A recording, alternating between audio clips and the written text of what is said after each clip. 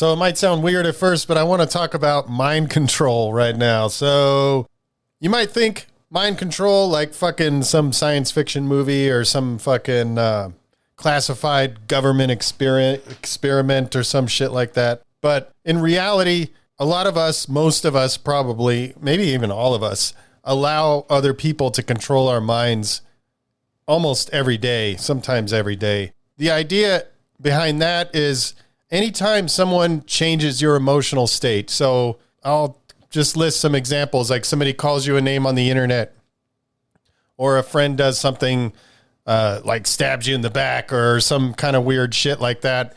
I'm sure you've had this happen where that changes your whole mood for any period of time. Some people can shake it off kind of quick. Some people, and I'm not immune to this, you know, will play out these arguments in your own mind. Have you ever done that before where somebody does something and you imagine what that conversation's going to be like and you're sitting there arguing with that person in your own mind? All that shit that happens, like someone cuts you off in traffic and you stay pissed about it for hours, even the whole day. I know some people that stay pissed about shit like that. It'll mess up their whole mindset for the whole day. So isn't that a form of mind control? Didn't that person control the way your mind is operating? They're not specifically saying, I want them to think this, but you are thinking and allowing your mind to go crazy and start running through all of these different scenarios and stay upset about it. You're allowing them to change your emotional state. And that's creating all these different thoughts in your mind. So isn't that a form of mind control? Wouldn't you? I mean, that's the way I see it. And so as far as like why I wanted to talk about this, and it ties in pretty well, I think, to the last episode, you know, when somebody ties their identity to certain things and then that gets attacked. In general, I would imagine, and my perception is somebody that has their identity so strongly tied to something, when that's attacked, you see a lot of times those people get offended and they stay offended and it really affects them deeply. And so the people that are saying things that are against their identity are essentially controlling that person's mind, whether that other person intended that or not.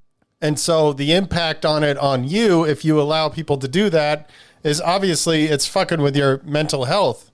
You don't have to do that. I mean, that's the thing that's crazy about it. I mean, I think a lot of us, we don't quite understand that we have control over this kind of stuff.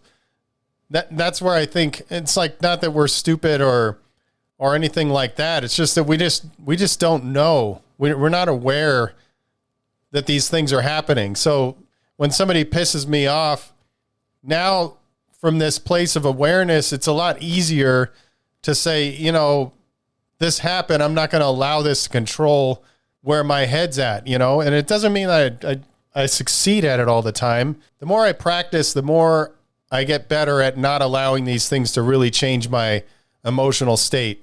And if they do, I'm a lot better at being able to reel it back in. And so overall, with that kind of idea in my head, and this doesn't have to be other people, it could be scenarios and stuff. And if you listen to the last episode, I talked about scenarios that kind of put me into a dark pattern of thought. But then once I took sort of a step back and just more observed what I was feeling and observed the thoughts that were happening, it became a lot easier. So, you know, your mind doesn't necessarily need to be, as far as this episode is concerned, it doesn't necessarily have to be another person that's adding that shit to you. It could be any number of things, and it could be your own mind, your own thoughts, because we've all had this happen where you're stressing out about something and it just keeps kind of snowballing and the stress gets worse and worse. And it's almost like you're not even doing that. It's just sort of happening. I think that's another example, even though it's like you that's doing it. But I don't know. It's kind of a weird thing when you take this kind of like speaker and listener sort of approach to things. So like the thoughts that are going through your mind is the speaker and you're the listener. So even though they're both you're more the listener than the speaker, because oftentimes you lose control over the speaker. I don't know. Hopefully that makes sense. So overall, when you allow a scenario or some person's behavior to affect you in this way, you're essentially surrendering control to that person. None of us want that. This is why I think it's important to get your head around this idea, because you don't want to surrender control to anybody. And without being aware of this, we're doing it all the time. So in addition to the mental health issues that it causes, because stress is bad for you, sadness and all that stuff, those are very low frequency feelings that it's just not good for you. It'll physically manifest in your body and your health, your overall health. So obviously it affects your mental health. And this is just random shit that happens in the fucking, in your normal day-to-day shit. So it could be comments on the internet. It could be somebody at the store being a dick. It could be any number of things. But what's also very important, and if you really look at things, you can see that there's people in power that understand all of this shit, and they're actually doing shit to manipulate us. So if you ever watch the news, which in my opinion, if you're going to watch it, you should watch it objectively because it's fucking bullshit. But if you look at any side, whatever, I don't care what news channel you watch, if you really pay attention and just take a step back and just observe how they're delivering messages and the way they're saying things, you can see clearly that they're trying to manipulate you. So if they put out all this shit that triggers an emotional response in you, then you're a lot more susceptible to be manipulated when you're in an emotional state. When you get pushed into an overly emotional state, like pissed or sad or scared or whatever that is, your critical thinking skills can get very diminished. So they can kind of plug in any kind of information that they want. So there's a lot of people that really study this shit. They study neuroscience and they do all this kind of shit in order to put out messages. And it could be something as benign as like clickbait, getting you to click on something and look at something, all the way to creating like mass psychosis in the world. And I don't know. I try to avoid this on this podcast, but I think the world has been going through mass psychosis over the last 2 or 3 years, or the last 3 years since 2020. Take that for what you will. Look it up. Read about it. I don't know. You believe what you want to believe, but there's people that understand how to do this shit. And if they can make money off of it and if they can control the public, how would they not do that? I mean, there's people that absolutely are shit people, and they would use this kind of tactic to put us in an emotional state so they can plug in whatever information they want. And we're a lot more susceptible to believe it because our critical thinking skills have been diminished by getting bombarded with shit that puts us, that triggers us emotionally. And so, I mean, just on that, and this is on a slightly off topic, but it's another thing that I believe is evidence that people are willing to do this shit. And you can see this in the food industry. Look this up. It's something called a bliss point, I think it's called. Just dig around a little bit if you're curious about it. So there's people that research where they can find the perfect amount of like salt and sugar and like the texture of the food that you're eating to create like an addictive response to make you eat more of that food. If you think it's like kind of conspiracy theory to think that people are trying to manipulate us, you can see it all around. If you just take a step back and maybe don't believe what I'm saying, just take a step back and look objectively. Look at the news, look at the food, look at the pharmaceutical industry, look at all of these kind of things. In my opinion, you'll see very clearly that we're being manipulated, and they're using tactics like this in order to do that. So, enough of the negative shit. Let's talk about some tactics to try to get your head back in the game and sort of step out of this thing. Because I really feel like we need a lot of people to sort of wake up to this kind of shit. And we need a lot of people that are not so tied to this identity and not so tied to what they believe is right and what everybody else is wrong and all of these kind of things. I think we need more people that are taking things objectively and able to listen to both sides of things. And we need more people to wake up to this kind of like higher frequency shit. I think it's really important I think people are starting to really come around to that, but I feel strongly that we just really need to be aware of this kind of thing, not just the manipulation shit from people in power, but also just allowing negative shit in the world around you to shape the way you think, because it's just not good for you. It's not good for the people around you. It's not good for the world. So let's see if we can try to wake up and try to help other people wake up as well. So I got just a couple strategies. The first one, I talk about it all the time, just learning to meditate. I mean, I know I talk about meditation all the time, but it's seriously the most powerful thing that the most powerful skill that I've ever developed that allows me to kind of combat this sort of shit and any kind of like mental health stuff. If you're trying to get into meditation and you're like, okay, I want to learn how to meditate, I'm going to do it for a half an hour every single day, you might get really frustrated because it's really hard to quiet your mind. It takes years of practice. So I would just say commit to a very short amount of time, whatever amount of time that will allow you to stay consistent. So even if it's like 1 minute a day, I'm going to spend 1 minute a day and try to quiet my mind for that minute, and then increase it. Once you start to feel a little more comfortable, maybe a minute's too short, maybe 2, 3, 5 minutes or something like that. Whatever you can do to where you're not going to get frustrated. If you try to meditate from the jump at 20 minutes, it may be a frustrating experience. You may be a natural and it may just work for you. I don't really know, but I'm just saying if it's frustrating, just start slow and work your way into it. I promise it will make a difference. So this other thing, I just read about this phrase. I had never heard it before, but I do practice something similar, and it's called cognitive restructuring. So there's like 3 steps.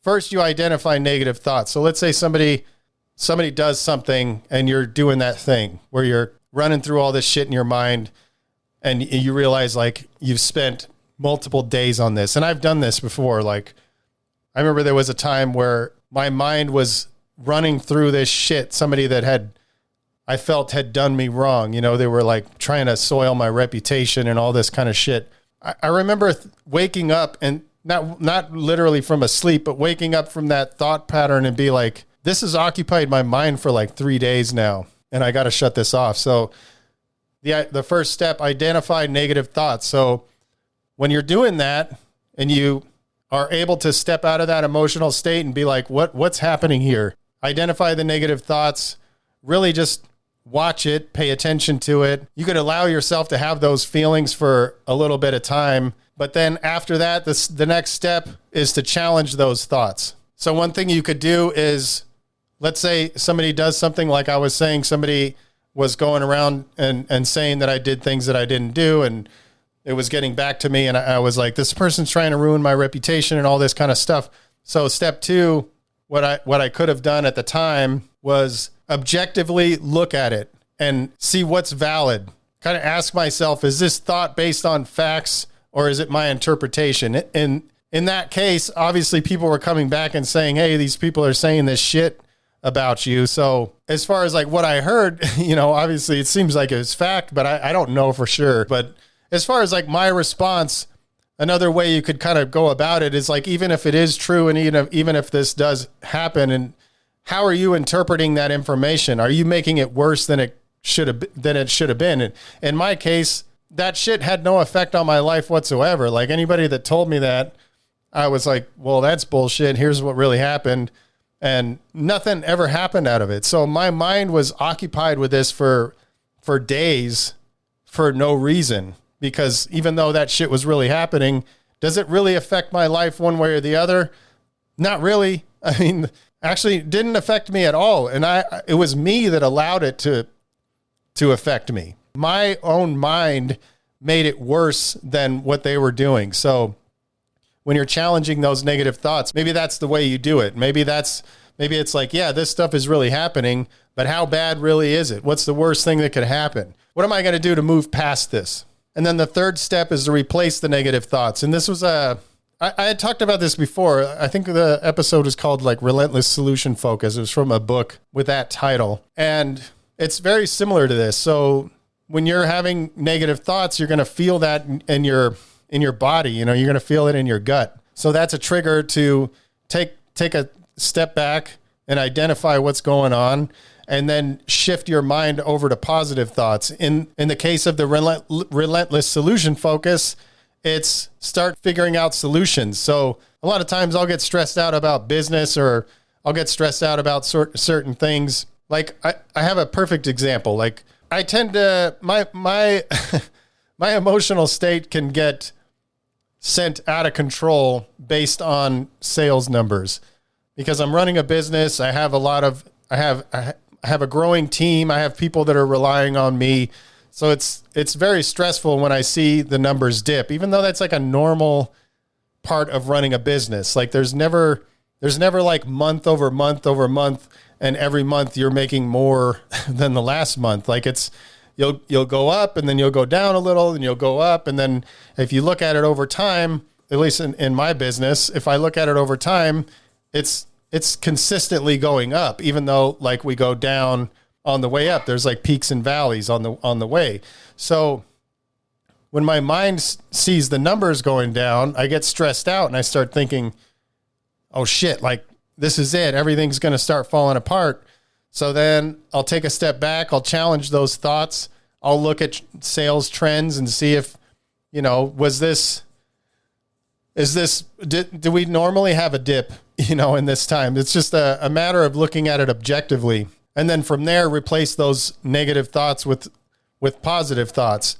And not so much just positive thoughts. For me, what works the best is solutions. Start thinking about solutions. So anytime this stuff happens, those are the 3 steps. Identify the negative thoughts, take a step back, observe them, understand what's going on, then challenge them, figure out, is this based on facts? Is this based on interpretation? Am I blowing it out of proportion? And then the 3rd step, replace those negative thoughts with positive thoughts or solutions. So I think that I've never heard that, cognitive restructuring, but I think that's probably one of the best ways you can do it, and sort of find a way to keep that top of mind. I know a lot of times at least for me, I'll hear these tools and shit, and I'll be like, okay, I'm gonna implement that into my life, and then you just forget to do it, So like once, and it's especially hard when it's stuff like this, because like I said, when things trigger you emotionally, your critical thinking skills go down. So it's going to be harder to remember to do this, but it's just a habit. It's just a skill that you can develop. And if there's one thing that you can do is just pay attention to when these things are happening, and try to run through those steps and see if it switches things around. So in conclusion, I would love for all of you and all of us to not allow these kind of things to really affect us, and not allow outside circumstances to control your mind, because the thing that's crazy about it is your mind is kind of like it's like the only thing that people shouldn't be able to have control over. Like you could go to prison, or, you could, any number of things. You could be stuck at home. You could be stuck in a bed, all of this kind of stuff. But at the end of the day, your mind is still within your control.